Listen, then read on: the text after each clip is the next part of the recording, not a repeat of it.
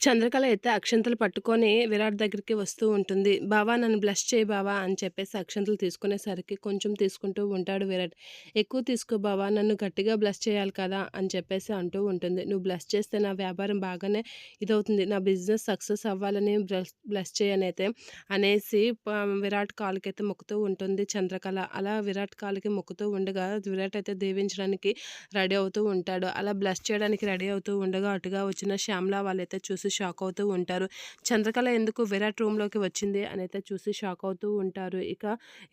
విరాట్ అయితే దీవించకుండా వాళ్ళ అత్తయ్యని చూసి షాక్ అవుతూ ఉంటాడు. "ఏంటి బావ బ్లెస్ చేయమంటే అలా చూస్తూ ఉన్నావు.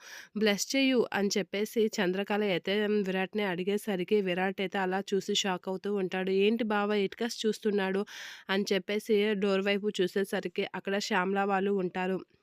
అక్కడ శ్యామల వాళ్ళని చూసి చంద్రకళ కూడా కొంచెం షాక్ అవుతూ ఉంటుంది. ఏంటి ఇప్పుడు ఏం చెప్పాలి అని అనేసరికి ఇక శ్యామల అయితే కోపంతో రగిలిపోతూ గట్టిగా చూస్తూ ఉంటుంది. ఇక "ఏయ్! నీకు చెప్పాను కదా లోపలికి విరాట్ రూమ్‌లోకి రావద్దని.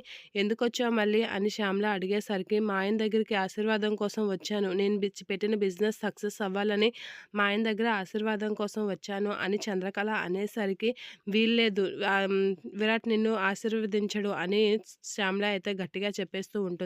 విరాట్ అయితే అలా చూస్తూ ఉండిపోతూ ఉంటాడు.